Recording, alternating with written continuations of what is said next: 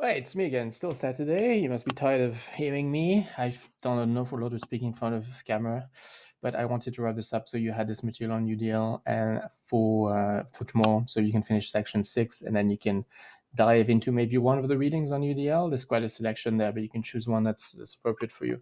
So when we left off, we had identified a need, right? We had these 5 sort of dimensions looking at why the system at the moment is cracking and why we need a new way of looking at inclusion within higher ed that doesn't rely simply on accommodations.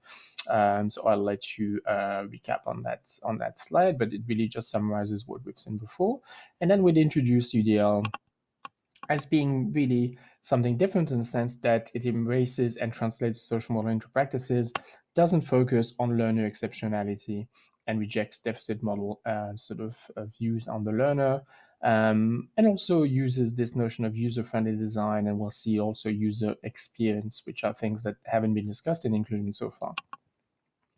How does UDL differ from other frameworks? So we've seen that it differs from accommodations approach. I'm not going to go over that too much. The human rights approach is very useful, obviously, because it's there to kick in whenever environments are being discriminated, um, whenever a learning experience has not been made accessible to everyone. But it's still very much a plan B, right? It's a safety net. So it's a safety net that obviously is not the first goal. It's what happens when that goal isn't met. And in this respect, we're going to talk about retrofitting a lot. So you're going to hear this term of retrofitting and inclusion. What retrofitting means is really that something is designed. It doesn't work for everyone. It creates accessibility issues. There is discrimination. Discrimination is evidence, and therefore steps need to be done to go back and redesign certain elements of that learning experience after the fact. Retrofitting is very expensive. It's very resource heavy. It takes time. And it creates a lot of tension, a lot of frustration. So obviously, if we can avoid retrofitting altogether, inclusion will be a lot more efficient in higher ed. In higher ed, you're also going to talk about individualized learning. Individualized learning is a lot of what you see in K-12 when it comes to IEP. So again, this is questions of accommodations, having specific strategies and plans in place, but they always really designed for a specific individual in mind. And again, this is not going to be UDL because this is going to be, focusing on that learner's exceptionality instead of assuming that we have diverse learners in our classrooms. Differentiation is an interesting one. Differentiation is a little bit more elaborate than individualized learning. We've seen quite a bit of it in K-12, but it's problematic. So in differentiation, basically, relies less on this notion of deficit model or medical lens and individualized interventions. Differentiation sort of assumes that the work needs to be done in the classroom. So it avoids the trap of sending people elsewhere to get the remedial action that they require. So it's what we call a whole class approach. So differentiation is good in that sense and is very similar to UD in that sense because it does want to keep all the learners in the same classroom. The problem with differentiation, and if you're interested in differentiation, you can go and read some of the work by Carol Tomlinson. She's the person who coined this term. So she's written an awful lot on it. The problem with Carol Tomlinson's model of differentiation is that it gets very daunting for teachers. So what she says to K-12 teachers, for example, is that they're going to walk into the room, they're going to assess the multiple needs and variety of needs of their learners, and then on the spot, just in time, they're going to juggle their approach to create multiple pathways within the 50-minute period to get the learners to the same outcome, but in different ways. Now, it's a beautiful model, but what I find with teachers and when I work with K-12 teachers, they find it really daunting. It may seem easy for Carol Tomlinson, experienced, sort of educator. I am not. I've worked in K-12 environment for a long time. I find it sort of second nature. Yes, I think after 20-year career teaching, you walk in, you kind of identify the multiple needs that are in your classroom, and you quickly, intuitively come up with different ways of getting the learners to that same common objective. But for a lot of young teachers, it's daunting. It's scary to the point of being unmanageable. And so we have to take that on board, and that's a big problem with differentiation. The other problem with differentiation is for us in higher in post-secondary, it doesn't necessarily work because it assumes that we have the time and the opportunity to actually identify the needs of our learners. And in a post-secondary classroom, that's just not always possible. So it's a huge issue with differentiation, and one of the big obstacles why differentiation isn't really an attractive option in post-secondary classroom. UDL avoids that because it doesn't even require you to walk in and identifying needs. It's going to be really working at the blueprint level. So before you even begin a course, before you even create a course, before you even meet your classroom, you're going to presuppose that a high percentage of your classrooms are diverse learners. And therefore, you're going to focus on the design of your instruction and the design of your assessment to make it optimally flexible and inclusive for all your learners. And so you are avoiding this step of just in time walking in and having to identify the needs and then having to react fairly quickly and in the moment to find multiple pathways. You're going to have a lot more time because you're going to be doing this as you plan a course, as you revise a course, during holidays. We kind of assume with UDL that you're not going to be jumping and redesigning at the moment. You're going to be redesigning at times when you have opportunities to do significant in-depth redesign. So I find it's a lot more manageable for teachers, and particularly for post-secondary instructors, because that's the reality, right? We don't actually have that much time to think about accessible and inclusive learning once we've started a course. But we do have these big breaks. We have this moment when we're planning courses, when we're redesigning courses, when we're creating courses, and those are the times where UDL becomes really useful. That's where the work happens. And so I find that that's a lot more reassuring than differentiation for post-secondary instructors. Okay, we'll jump that because that was a slide from an interactive workshop I gave. History about UDL. So you should know a little bit about UDL. UDL comes from UD, Universal Design. Universal Design itself was a concept developed in architecture, mostly around what we call the School of Chicago in the 70s. School of Chicago in the 70s gave rise to a movement where Chicago is a city that is renowned for its beautiful buildings, but a few architects and designers in the 70s started arguing against this positioning of designers, saying that we were getting all wrong because we were focusing on aesthetics and we were focusing on how beautiful buildings look from the outside, but then we were not focusing on the purpose or the needs of the people who were going to live or work in these buildings. And so they argued that we were getting to this point of this completely irrational point of creating buildings just for beauty and then not being able to meet the needs of people who actually lived in those buildings. So they argued for not necessarily a pushback from aesthetics, but saying that the first and primary concern was the use and the objectives of the people who are going to live or work in a building, and that the aesthetics should come after. But what they call the user experience being what do people want to do with this building, and later on it's been applied to products. So what do people want to do with this product? So starting with the user experience, designing for the user experience, and then if you have time and you have the leisure, you move on to aesthetics. So in the 70s and the 80s, someone called David Rose starting a sort of a think tank in Harvard. So he's a Harvard prof, and he started this think tank called CAS. CAS is not part of Harvard University, but it's based in Cambridge. And it's an organization that has promoted this concept, this framework called Universal Design for Learning. And what David Rose did really was take these concepts and this sort of the thought process of these designers who had started UD and transferred it to the classroom. So he started arguing, saying that even the best lesson plan, the best course outline was designed really in a very teacher-centric way for it to be beautiful and look well planned and look well organized, but it didn't go through this process of looking at what the needs of the learners were. And David Rose argued that's where UDL comes in. It's about providing a design lens so that instructors or teachers can go back to that design step and actually think differently, design differently, and think about the needs of the learner when they're designing the instructional assessment itself.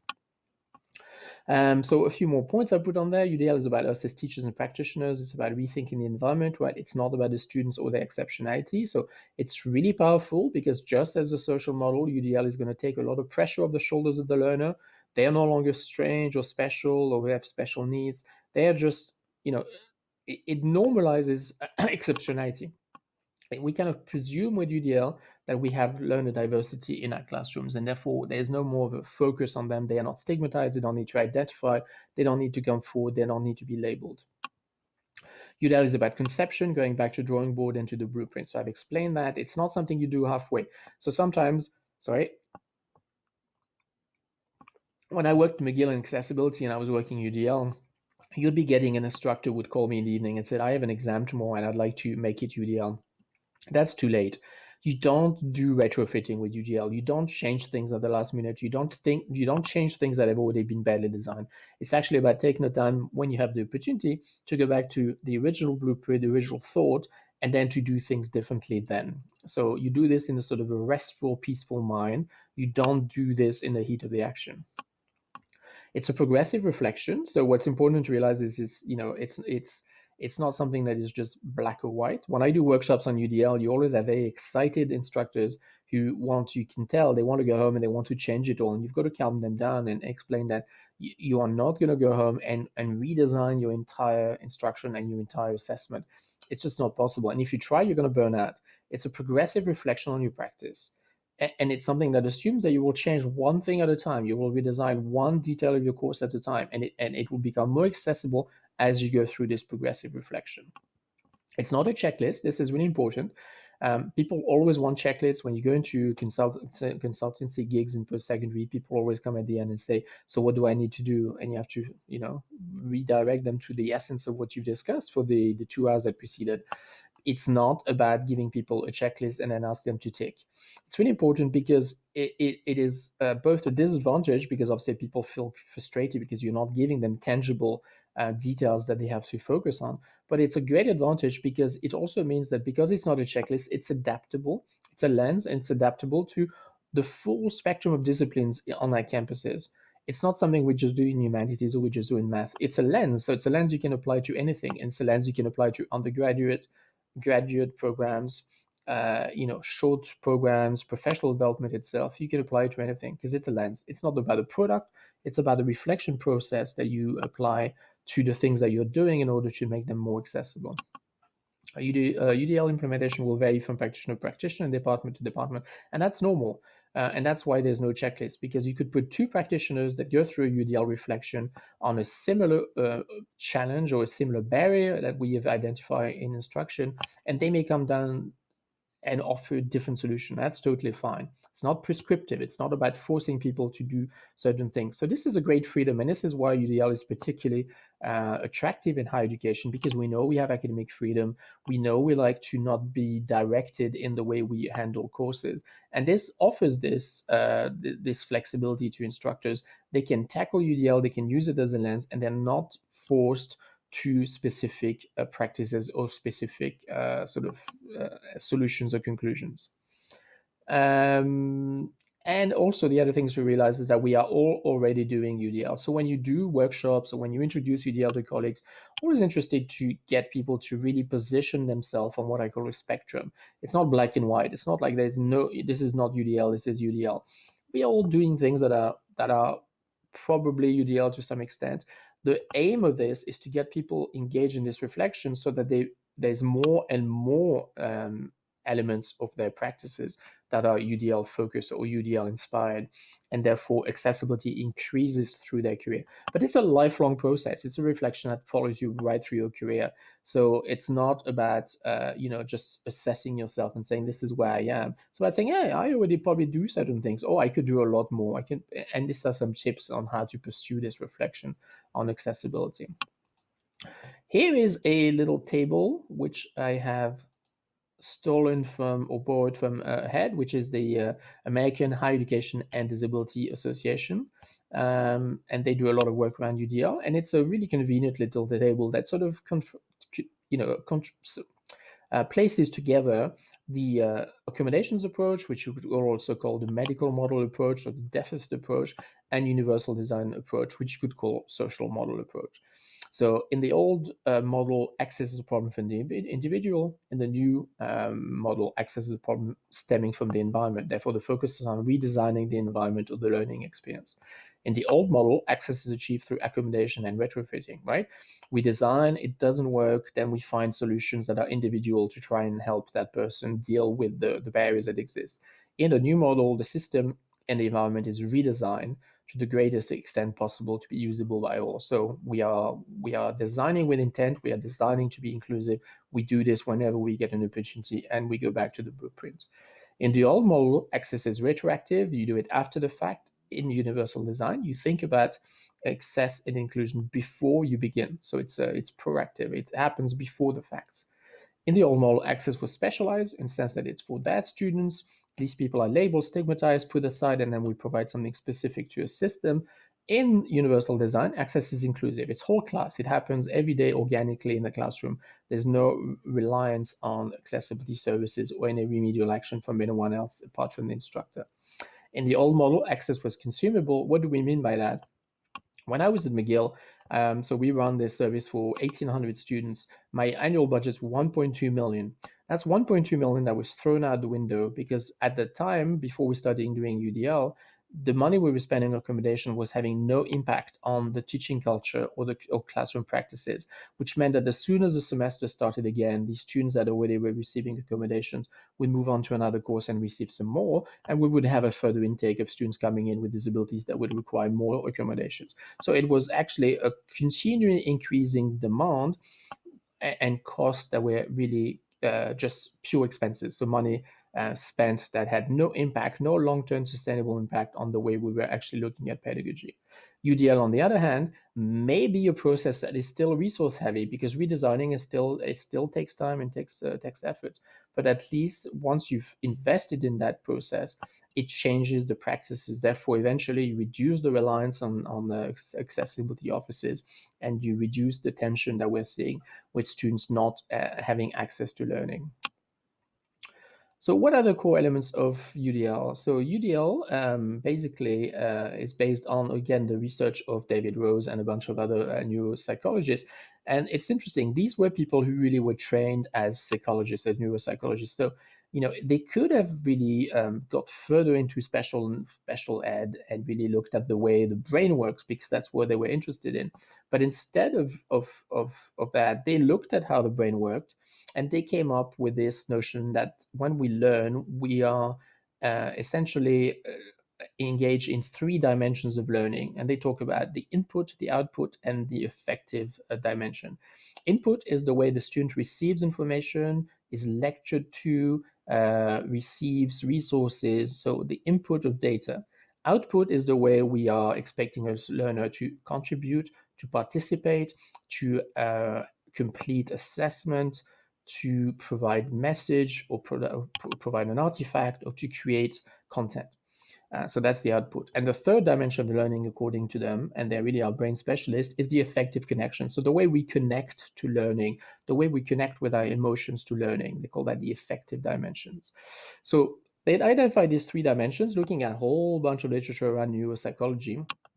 And they could have gone completely the other way. They could have really become really focused on the brain and exceptionality, but they got together and said, right, well, now we realize that we have these three dimensions of learning, and we are extremely diverse, all of us extremely diverse in each of these three dimensions.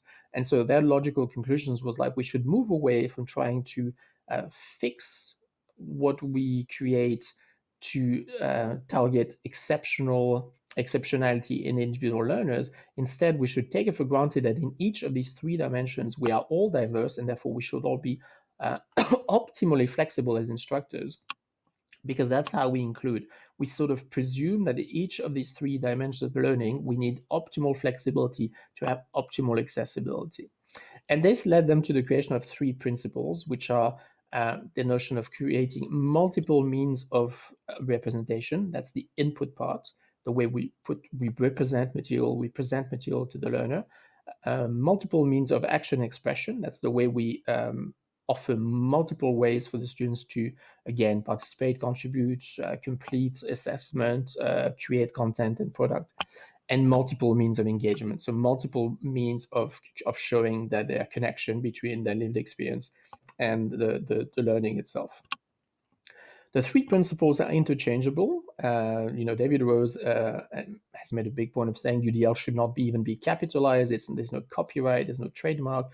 The three principles are mini lenses. So there's this whole big lens, which is UDL itself. It's a lens for you to look at your teaching. And within that lens, there are mini lenses, dimensions of that lens, and each of these dimensions are interchangeable. Sometimes when you engage in a reflection on UDL, you might actually be using two of the principles. Maybe you'll be using three of the principles. And so it's not sort of a menu. Again, it's not a checklist. You don't go through this. It's a lens. There are three little lenses. You can use them whichever way you want. Let's move to the next slide.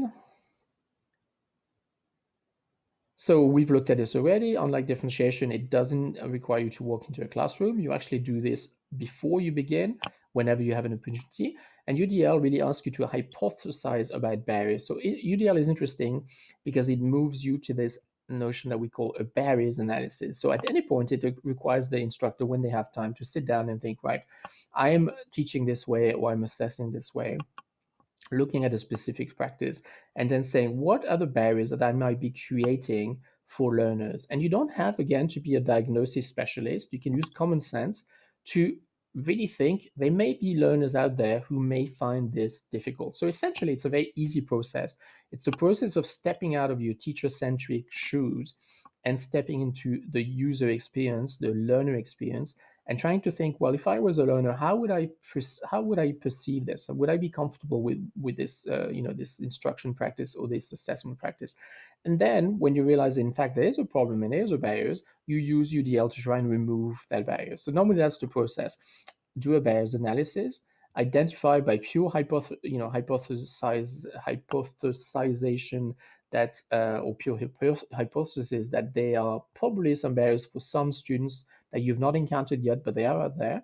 And then you use UDL as a lens on inclusive design to try and remove these barriers before you even walk into the classroom. So the work is all done before you get into the classroom. And hopefully what happens is that you don't even have to have these discussions in the classroom because you've done the work at the design level. Again, it's at a conception level. I've explained to this already. It's not retrofitting. So you can't come last minute and ask to be doing UDL work. You really got to plan it with intention and do it well in advance.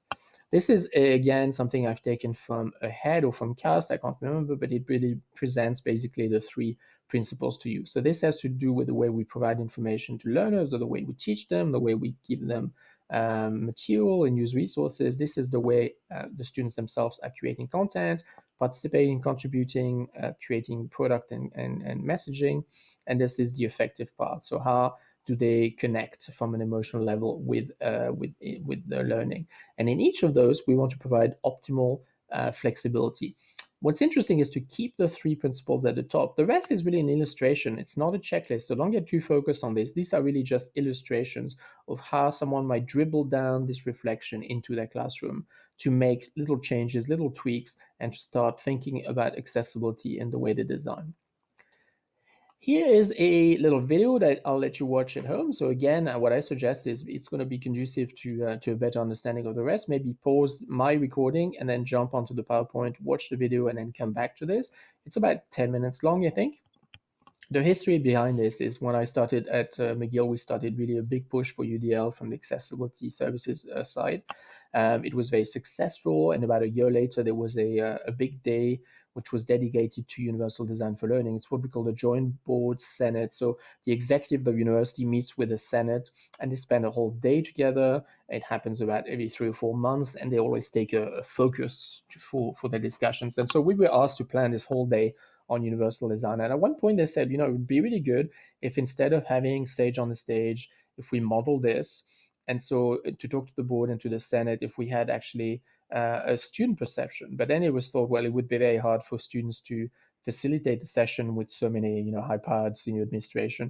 So why don't we get them to do a video? And so this is the result. Exciting thing is we had people doing film studies courses, McGill. They took this on. They got the testimonies from students. So this is a pure student product of the student perceptions around UDL and why it's urgent to implement it in higher education.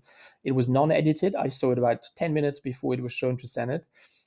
So it's a bit raw. There are things that I would have done differently, but it's still really powerful in the sense that it's a pure sort of learner perception of what UDL is and why it's important. What is user experience? So we've talked about universal design. We've talked about this, stepping into the learner's shoes. This is a concept that actually is very popular in industry. We've been really reticent to use it. So in industry, it's called user experience, and it's now really at the core of any design. And we've got gaming experts on this course, so they're definitely aware and at ease with user experience. But it's not just in gaming; it's done really in obviously web design, in product design. When you buy shoes, someone is actually at some point in the production level has looked at user experience. What do you want out of those shoes? What do you not want out of these shoes? What are your habits with regards to shoes? What is going to please you, and what do you intend to do with that product? We do this in every aspects of industry, but we don't do this in education. And what really UDL, essentially is leading us to do is to try and actually adopt user experience as a systematic reflective tools once we deal with students and once we design instruction. So you've got lots of resources there. There's lots of interesting things happening around accessibility. So this is interesting too. Remember when we talked about the social model, we said, that really we are all on a spectrum. There's no such thing as being able-bodied or not able-bodied. It's really a social construction. What's actually interesting at the moment is that there's a societal sort of movement which is really bringing social model to the forefront and making it really popular in industry. And that's basically just the aging of the demographics. We have baby boomers who now are in retirement, and this has led industry stakeholders to realize that there is no such thing as a disabled market and an able-bodied market, because all of their potential clients are now entering old age, and are now actually requiring captioning, and they're requiring Zoom format on text, and they're requiring sometimes narration on videos and things like this. So something that was seen as a minority sort of suite of services is now very mainstream and very much represents a need that is expressed by the majority of the clientele of most of industry. So Apple has done huge movements toward accessibility. If you think your phone, if you have an iPhone or even an Android, now has pretty much all of the assistive technology that would have cost you thousands of dollars to buy even 5 years ago. And now it's all built into your device because industry partners have become very aware that those features need to be embedded in any product that they create. So Microsoft has created a whole suite of videos, and one very powerful video there on inclusive design. I'll let you watch that as well. And then also we have the Ontario College of Arts, Arts and Design, which has an inclusive design center, and they produce an awful lot of really interesting stuff on inclusive design. So it's not necessarily UDL itself, but it's the same mindset, right? This notion of that we have to focus on user experience, we have to design inclusively, we should not be teacher-centric in the way we design instruction and assessment, but we should actually step into the shoes of the users. So I'll let you look at these complementary videos. They really help understand, the whole mindset of UDL. Why don't we like it in user experience? Why don't we like user experience in the classroom? So in the workshops, I engage with the participants on this a little bit. We really have to change cultures here because this is problematic. As I said, in most industries, stakeholders will see a focus on this, and in education, we're really reticent to do this. The reason why we're reticent to do this is probably because we have never been shown how to do it. User experience requires an ethnographic mindset. So ethnography is a branch of anthropology, and it's really this notion that if you want to study a group, you have to understand that group from the inside. You have to become part of that group. You've got to really not look at it from the outside, but you have to penetrate it and live with that group, understand it as an insider, and then your observations will be relevant and pertinent. So that's what ethnography is about. And in industry now, manufacturers have ethnographic researchers who work for them. If you want to create, if you want to create, clothes for teens, more industry will hire ethnographers who will actually immerse themselves in the current sort of communities that are trending, amongst teen, and then look at how they see the world, really enter their world vision and then design for that world vision. we don't do this in classrooms. And more than that, we really are fearful of taking an ethnographic position. Why? Because very much as teachers and instructors, we're told you've got to manage a classroom, you've got to have control. Pretty much all the resistance we've seen with regards to constructivism, right? So the same argument is that our mindset and our training leads us to think, no, I have to do the talking, I have to do the decision making, I have to do the controlling. Ethnographic processes are very different. They're actually about taking the time to listen, to be a listener, a fairly passive listener, and to see what's going on in the population that you're addressing, and then to design for those specific needs. We don't do that because we've not been trained to do that. So there's a whole culture change there that needs to happen as before and simultaneously as UDL is being implemented. Some resources. So let's not reinvent the wheel. What we're seeing a lot in Canada at the moment is a lot of campuses throwing themselves wholeheartedly into UDL. We're not seeing much cross-country. We're not very good in Canada anyway at sharing resources across provinces. So, unfortunately, at the moment, we're seeing a lot of initiatives, communities of practice, campuses throwing themselves into UDL. Not much sharing, and really, I insist on this message. At this stage, we've got enough communities of practice, have enough initiatives that we can draw from them, and individual instructors or individual campuses should not be reinventing the wheel. So a useful site is this, for example, UDL on Campus. It's the CAST website. CAST was very much focused on K-12 until recently, and then they got a lot of stick for it, and they got criticized. So they decided that really the resources on their usual site wasn't really useful, and they created this entirely different identity called UDL on Campus, and it has its own website. And now that's really focused on higher education. If you go on there, you will see examples of disciplines where UDL is applied, and you will also see campuses that are describing their work and the processes around UDL. So useful context within which to situate your own work if you're interested. Debunking certain myths. So before we finish this off, these are myths that I hear a lot in training sessions, and it's always interesting to nip them in the bud and to really get rid of these misconceptions from the start. So is UDL more suitable for certain higher education disciplines than others? Just as we talked, we had a discussion about experiential learning and about constructivism as well. It's a misconception we hear a lot, right? Oh, it's better for arts. Yes, it works in humanities, wouldn't work in maths. Again, when I worked at McGill, we had the best, more resounding efforts came from the classics department. So Latin and ancient Greek, and they did the most of cutting edge work around UDL. And that really proved to me once and for all that it's about mindset. It's not about what you teach and what your discipline is. It's really being about a mindset that is open to inclusive design. The checklist, we've discussed this already, but be careful, because if you get interested into UDL, you are probably at some point going to sit back and really design your own little checklist. It's human nature. We really always want that as a tool. And as you talk about UDL to your colleagues, you will probably also find that they'll want the same. So we need constant scrutiny and constant vigilance to make sure that we don't fall back into a checklist. In fact, if you land with a checklist, you've probably got it all wrong. Problem is you've gone on a tangent and you've lost track at some point, and what you're doing is not UDL, because UDL again is the process. It's the reflection that the inclusive design reflection you apply to your practices, and the solutions are going to be diverse, just as diverse as instructors. It's not about this practice or that practice. It's about the process and whether you're using that practice for the right reason, which is to widen access and increase flexibility in your dimensions of your course. Debunking another myth, UDL is easy. Often when I do consultancy gigs, people tell me, oh, tell the instructors that it's easy. It's not easy. It's a redesign, and a lot of you have been involved in design, I'm sure, is very onerous, very cost heavy. It takes a lot of resources. So it's not easy. And I think it's really good that we are honest with instructors and we don't just say this is easy. The way I justify it is I take it back to that element of sustainability that we discussed in the 5 elements when we started off.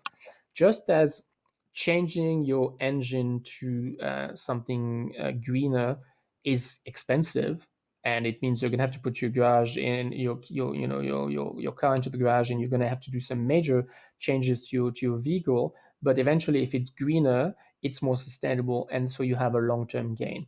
It's the same with UDL. It's like any sustainable change. It is cost heavy, it is time heavy, it is resource expensive to start with. But then if you apply it, it reduces the tension and friction you have with students, any need to focus on accessibility, any need to rely on accessibility services. So it's a little bit of a hump of effort to redesign, and then it's a smooth sailing after that. And the great thing is, once you start doing some of that work on campuses and in colleges, you people come back to you and say you can't imagine to what degree it has reduced the frustration I had, the tension I had with students, the worries I had around accessibility, and that now it's second nature. I do it automatically when I design something. I don't even have to think about it, and I avoid all of these tense discussions with students during the semester.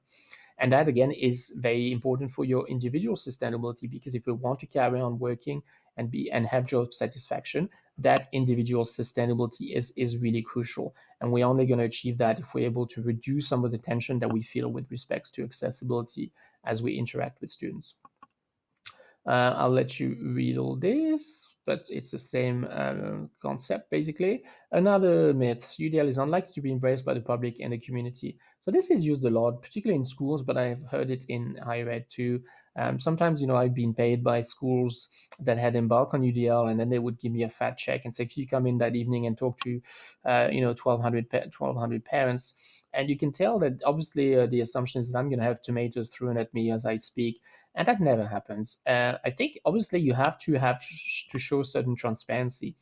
It's a as you've seen in these two videos, it's a huge shift in mindsets from accommodations and retrofitting to this proactive, inclusive design.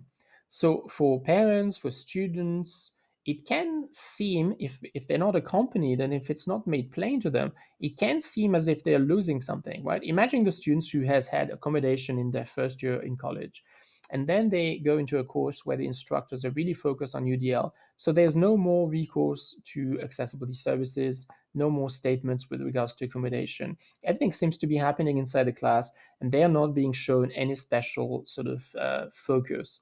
It can be really worrying for a learner who's been told, you need this, you need this, you need this, to suddenly realize, I'm not getting these accommodations anymore. Now, you will need to accompany the learner and tell them you're not getting accommodations because there has been a whole redesign around accessibility in this course and in its forms of assessment. So we don't need to rely on accessibility services anymore, because the whole course has been designed to be inclusive and accessible to anyone without reliance on accommodations. So we need to talk students through it, right? When we started doing this at UDL, we had workshops for students on UDL so they could actually understand the process that we were going through. And with parents, it's the same. There's never a pushback with parents, but often they don't understand. You have to explain to them in plain terms the shift that is happening. No, we're not taking anything away from your kids. We just don't need these accommodation and that retrofitting, because now we are thinking proactively about design and inclusive design before we even walk into the classroom, right? So that perception from parents, from community, from students has to be managed. But there's always they why would they not embrace UDL, right? It's something that's trying to include all learners into the learning experience. So you never get people who are against it. People sometimes don't understand it. Nothing is black and white, it's a spectrum. Yeah, we've done this already, so I'm going to go through this very quickly. But we all position ourselves on some part of the spectrum, and it's about moving further along your career so that you get to a point where most of what you do is more as accessible as it can be. I won't spend too long on this because we've tackled it already. And debunking another myth: UDL is an entirely new lens. It isn't. It's a convenient framework. And it uses and draws from a lot of other things that we've looked at: constructivism, social constructivism, experiential learning, and critical pedagogy, that we will talk about in section 10. And it remodels it, it makes it more palatable, I find. It connects them very explicitly to accessibility. Constructivism on its own, as we've seen, doesn't necessarily bother about accessibility. UDL draws from all these and presents them in a reflection on practice that forces you to think of, oh, constructivism, yes, oh, yes, accessibility, okay, this is a practice that actually works for both.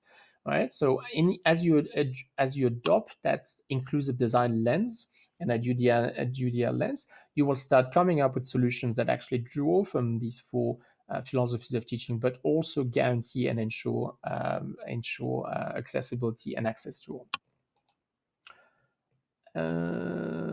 So that's that, and we finish on that. I've got a book chapter on that if you're interested, really. It's on IGI Publishing. It came out about a month ago. I can get anyone who's interested in that. I can give you a preprint sort of draft, probably. Copyright probably means I can't give you the actual chapter itself, but I can give you a sort of a pre-edited draft. If you're interested in that, you probably don't have time. And there's lots of reading anyway in the section 6 on UDL, texts that are probably more all-encompassing and exhaustive, that you might get a lot more from one read. But that's an important thing to keep in mind, because in higher education we don't like new things. So you do have to strategically think about, if I introduce yet another thing, people will sort of push back just because it's new, just because they've had enough of trends and new models in higher education. So it's interesting sometimes to link UDL back to this and say to people, actually, it's not new. It's just a repackaging that's really convenient and works really well to dribble these down to everyday reflections on design. So that's it for today, and that's it for section 6. I'm going to post this now, and then hopefully you have enough now to be autonomous in your journey with section 6 tasks, and then to do one reading at least around UDL before you finish off section 6. And then we will see you on Monday for another team presentation. Have a good weekend. Have a good Sunday.